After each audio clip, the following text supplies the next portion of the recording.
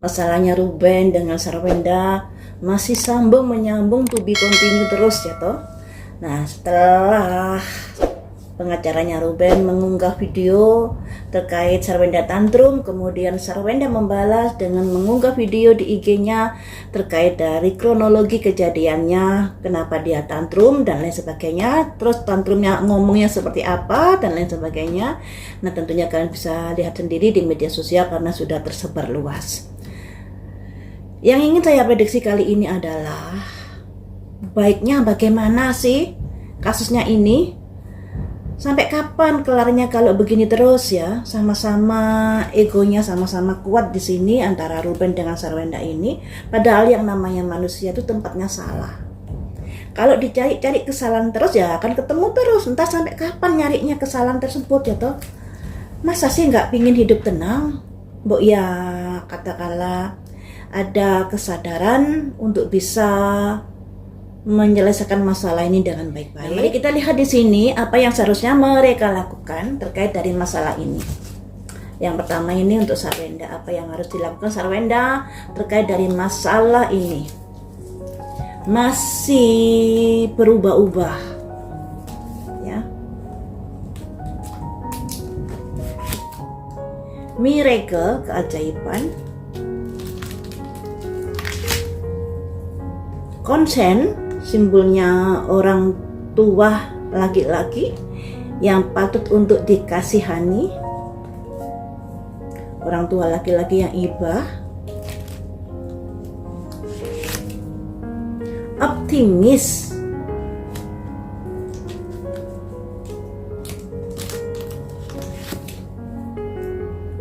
simbol dari animals, rasa sayang manusia pada binatang. Ini simbolnya seperti itu, tapi bisa diartikan rasa sayang manusia, sesama makhluk hidup. Satu, pedang, simbol dari semangat. Jadi di sini tergambar bahwa Sarwenda masih optimis dan dia ingin berjuang untuk memenangkan hak asuh anak. Ketika dia merasa terpojok, saat ini dia akan semakin berani untuk mengungkapkan kenyataan yang ada.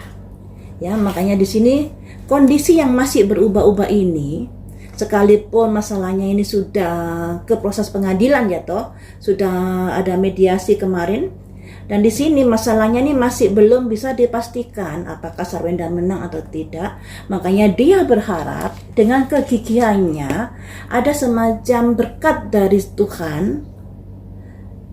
Dan dia juga optimis di sini, optimis untuk bisa memenangkan.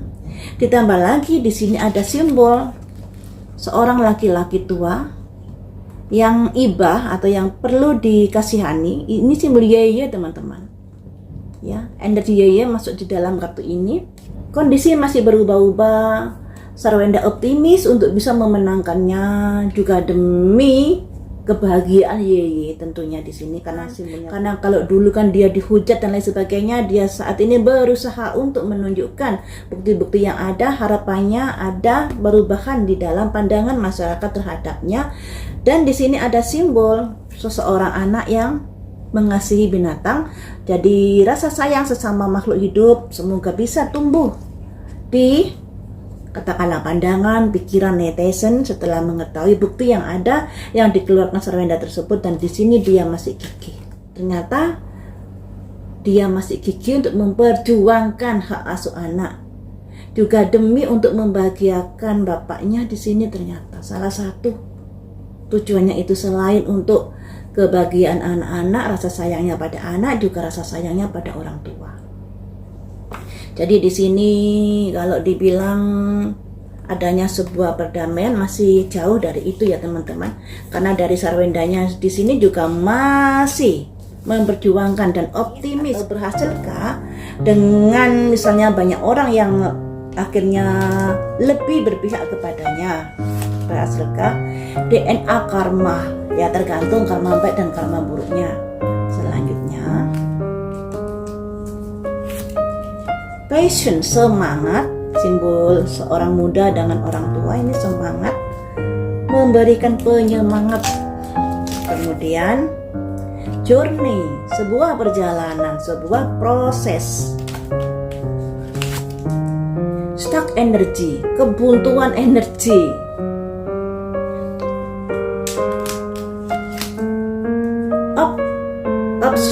Option itu pilihan ya, atau pilihan kamu memilih yang mana. Kemudian di sini ada simbol timbangan yang ada kaitannya dengan pikiran positif atau pilihan-pilihan yang harus kamu ambil dengan segala risikonya tentunya.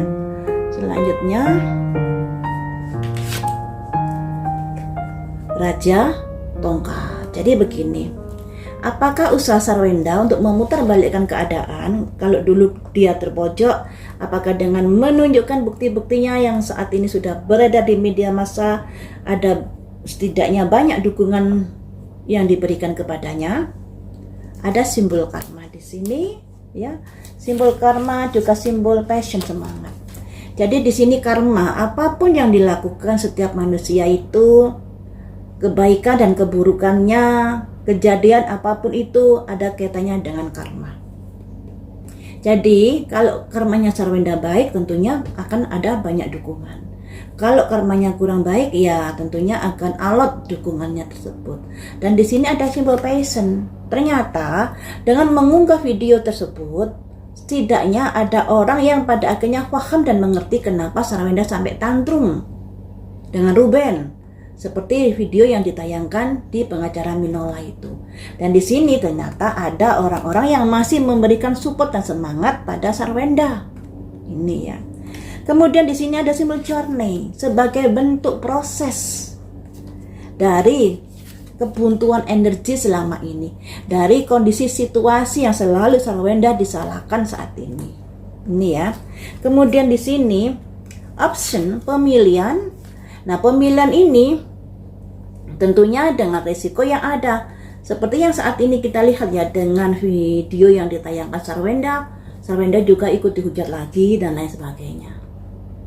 Kemudian di sini ada simbol Raja Tongkat, di mana sedikit banyak pandangan dari netizen lebih terbuka lagi di sini dengan adanya bukti-bukti yang dikeluarkan Sarwenda. Ya, sebagai bentuk tanggung jawab ini, tanggung jawab seorang bapak kepada anaknya dan lain sebagainya. Dan sedikit banyak masyarakat melek, oh ternyata seperti ini. Jadi bisa dibilang posisinya lebih baik lagi, karena ternyata dari kebuntuan energi ini masih saja ada pihak-pihak yang memberi support dan semangat pada Sarwenda. Kemudian teman-teman, orang-orang yang memberi support ini adalah orang yang baru kah? Atau memang orang lama yang sudah katakanlah ngefans sama Sarwenda?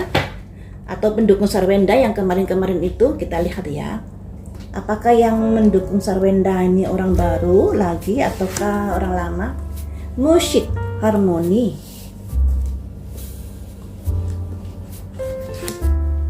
Isolasi. Main female, simbol dari Sarwenda. The loving woman, perempuan yang disayangi. Flower, bunga, jadi simbolnya kebanyakan wanita-wanita di sini. Apakah yang mendukung Sarwenda ini orang-orang baru ataukah orang lama? Renewal, kebangkitan. Nah, ini kebangkitan berarti orang-orang baru ya. Dengan adanya dikeluarkan bukti-bukti baru itu, ternyata ada kebangkitan di sini.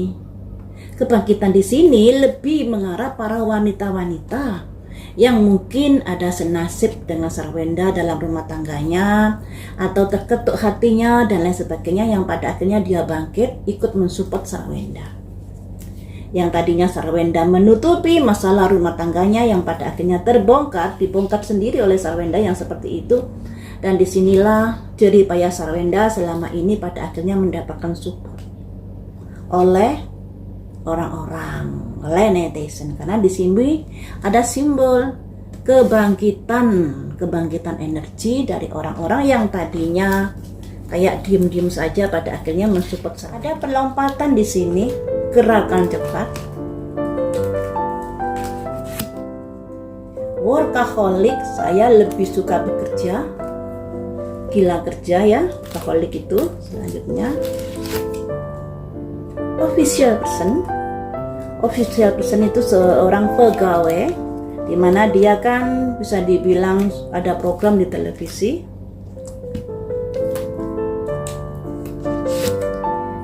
Deception, pembisik teman-teman, pembisik.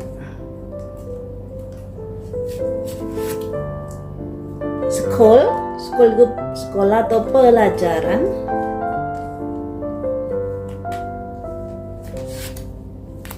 Pihak ketiga. Oh, pihak ketiga ini karena Sarwenda bisa dibilang ada kedekatan dengan Cio. Jadi setelah dia mengetahui Sarwenda ada kedekatan dengan Cio, ada perubahan yang begitu besar yang terjadi pada Ruben dengan Sarwenda hubungannya ini. Nah, kalau dulu mungkin bisa dibilang baik-baik saja, setelah ada kedekatan mulailah ada masalah-masalah, dan di sini Ruben lebih fokus pada pekerjaannya. Sudah nggak terlalu kayak dulu lagi. Karena di sini loh ada simbol pihak ketiga. Pihak ketiga ini kan Cio yang hadir di dalam kehidupan Sarwenda. Kemudian ditambah lagi ada di mana Ruben sebagai seseorang yang sudah dikontrak televisi, tentunya waktunya juga ada keterbatasan, sibuknya juga luar biasa, makanya di sini juga ada workaholic. Ditambah lagi Ruben merasa ada deception. Kehidupan Sarwenda ada yang mempengaruhi di sini. Makanya ada pembisik dalam pikiran Ruben seperti itu. Makanya di sini ada simbol scroll. Ruben mempelajari lagi kenapa seperti ini jadinya. Ternyata karena dalam pikiran Ruben, Sarwenda udah ada Cio di sini. Ya, itu yang menjadi kendala. Yang tadinya hubungan mereka bisa dibilang baik, ya toh, tidak ungkit-ungkit masa lalu, saling menutupi, tiba-tiba meledak seperti ini. Ya ternyata salah satu penyebabnya hadirnya pihak ketiga. Dan Ruben merasa pihak ketiga ini sudah membisiki Sarwenda, deception ini. Nah, pihak ketiga ini bisa siapa saja loh ya, bisa Cio, atau bisa juga adiknya, atau juga bisa pegawainya Sarwenda dan lain sebagainya. Itu. Makanya Ruben kemudian ada perubahan yang begitu mencolok terkait hubungan Ruben dengan Sarwenda. Apakah karena Cio kah? Apakah karena Cio? Kita lihat lagi ya.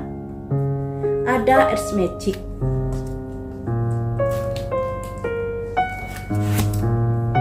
Despondensi, kelelahan, keputusasaan. Imprisonment, imprisonment, gambarnya orang terpenjara.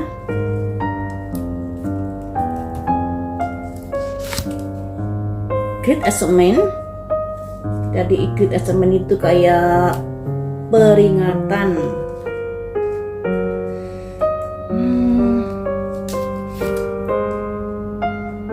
Time to decide ya.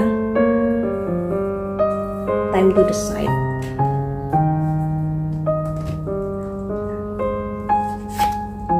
Empat cangkir. Dari kartu-kartu ini bisa diartikan salah satunya juga hadirnya Cio. Salah satunya dengan hadirnya Cio dia merasa tidak bebas lagi, dibatasi dalam menjalin hubungan dengan anak-anak. Dia tidak punya lagi momen untuk bisa kumpul-kumpul dengan anaknya seperti dulu. Pemikirannya seperti itu. Dan itu membuat dia pikirannya capek, lelah menyikapi hal ini. Ditambah lagi komunikasi dengan Sarwenda semakin memburuk. Walaupun di sini sebenarnya kalau mereka atau Ruben mau sabar, Sarwenda juga mau sabar, sebenarnya mereka masih bisa baikan di sini. Masih bisa baikan, tapi kartu yang positif ini ternyata terkalahkan dengan egonya masing-masing karena komunikasinya sudah berantakan antaranya Sarwenda dengan Ruben.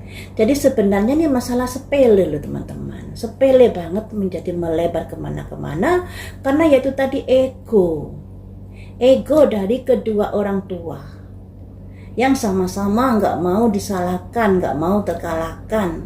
Jadinya anak yang menjadi korban. Muncul berita ini dari pihak ini, pihak satunya mengklarifikasi, pihak satunya lagi dan lagi seperti itu, yang pada akhirnya nggak kelar-kelar masalah ini. Sebenarnya masalahnya sepele. Ya, karena di sini loh Ruben merasa dia nggak bisa bebas lagi untuk bertemu anaknya. Tapi ini perasaan Ruben loh, perasaan Ruben, dalam pikiran Ruben seperti itu. Dia sudah tidak memiliki momen-momen kebersamaan dengan anak-anaknya seperti dulu. Karena komunikasinya dengan Sarwenda sudah berantakan. Ini ya penyebabnya. Karena Ruben merasa Sarwenda dibisiki seseorang, membuat Sarwenda berubah dan lain sebagainya. Yang namanya seseorang tuh bisa berubah ya teman-teman, bisa berubah karena situasi dan keadaan. Maka memang Sarwenda berubah, perubahannya ke arah positif atau negatif. Ada simbol volatility, gunung meletus. Kemudian vanity,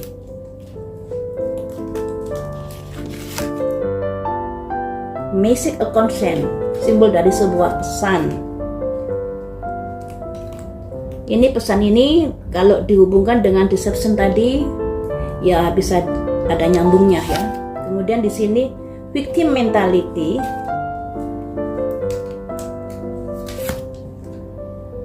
counseling,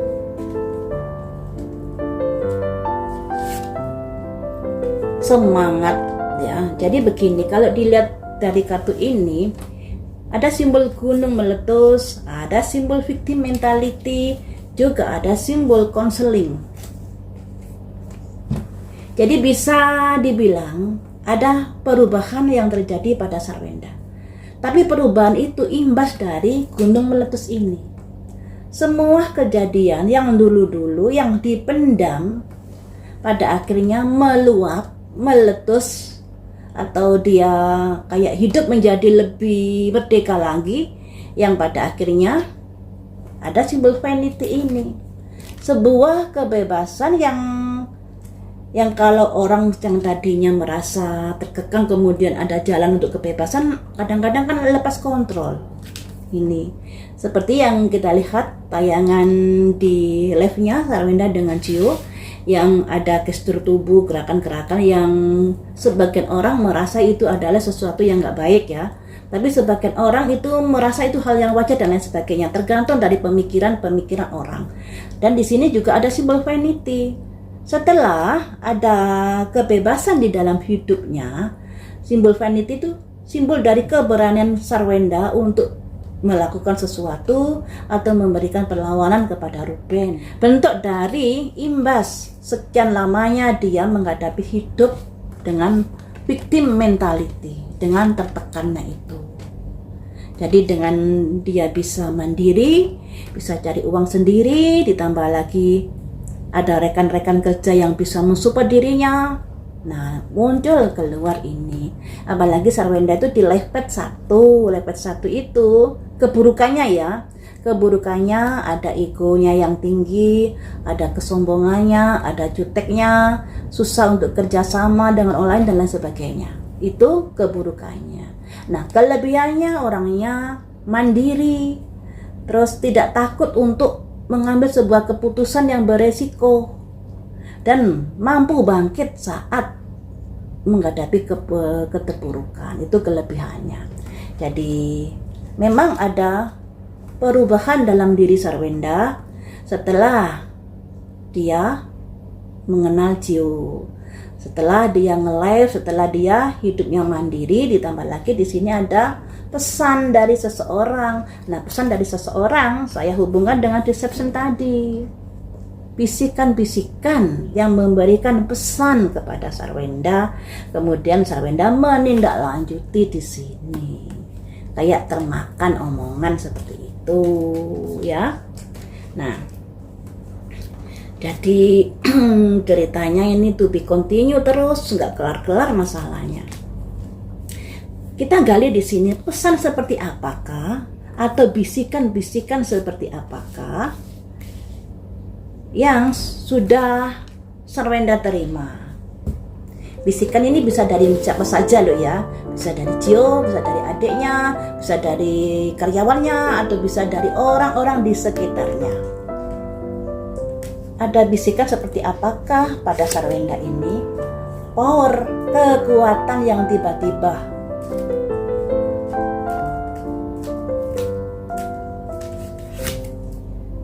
Maafkanlah.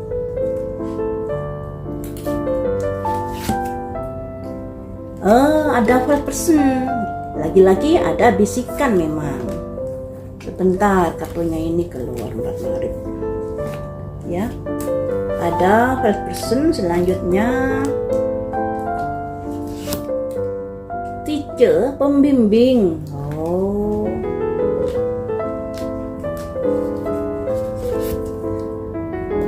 Builder, membangun atau menata kembali.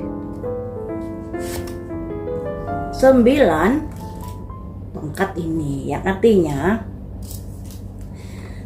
ada the power. Power ini sebenarnya pembisik-pembisik itu ada setelah masalah ini terjadi. Kalau di sini simbol power itu simbol proses hukum atau simbol sebuah kejadian yang tiba-tiba terjadi. Nah, kalau kita merujuk dari masalah ini, dulu kan komennya Ruben terkait dari yang komen di komentar. Terus Sarwenda bilang, "Ayah, tidakkah bisa komen di DM saja?" Itu pertama kali kalau saya lihat ya. Kemudian masalah runut kemana-kemana. Dan disitulah kemudian muncullah pembisik-pembisik di dalam lingkaran Sarwenda ini. Setelah ada komentar Ruben seperti itu. Dan di sini maafkanlah kalau saya memberikan kayak perlawanan di sini. Karena kejadian itu mendadak sekali yang terjadi. Kayak Ruben memberikan komentar-komentar seperti itu, kemudian bagaimanapun juga kurang bagus lah ya. Komentar di media sosial terkait masalah rumah tangga atau terkait masalah apapun selayaknya harus diberikan dengan tertutup atau dengan DM dan lain sebagainya. Jangan dikomentari di media sosial. Dan ini membuat Sarwenda menjadi marah di sini sebenarnya. Apalagi komentar-komentar tersebut dibaca oleh semua orang, termasuk orang dekatnya Sarwenda.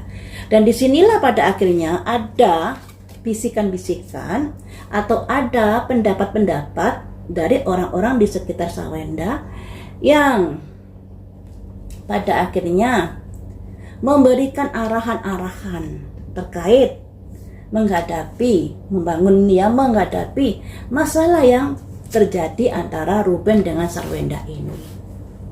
Ini sebenarnya awalnya ini tadi. Ya, kalau tidak ada pemicunya ini, tentunya masalahnya masih bisa dilerengkan.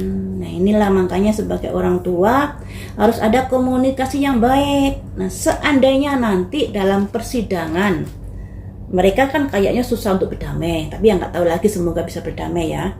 Andai kata nanti dalam persidangan kemudian ketok palu, mereka tetap akan berantem, tidak bisa baik-baikan lagi. Apalagi kalau diharapkan bisa mengatur sekian hari di Ruben, sekian hari di Sarwenda, itu juga akan sulit diwujudkan. Ya sekali dua kali, lama-lama akan sulit diwujudkan. Ketika sulit diwujudkan, ya jadinya ada gesekan lagi. Kenapa? Sama-sama keras kepala dua orang ini, sama-sama saklek di dalam hidupnya. Jadi susah ya, apalagi anak semakin besar itu akan semakin memiliki banyak kegiatan. Kalau menuruti ketentuan hukum yang berlaku juga agak sulit. Tinggal gimana pengertian orang tua saja. Janganlah masalah-masalah kecil dibesar-besarkan. Ya toh? Gimana anaknya nyaman saja, gimana anaknya hidupnya lebih mudah saja dan lain sebagainya. Itu sih, hidup ini untuk apa sih? Ya untuk anak-anak. Perjuangan orang tua itu untuk anak-anak. Nggak tahu lagi kalau perjuangannya untuk apa, atau untuk demi ego, ya nggak tahu lagi. Akhirnya ya berantem terus sampai saat ini ya toh.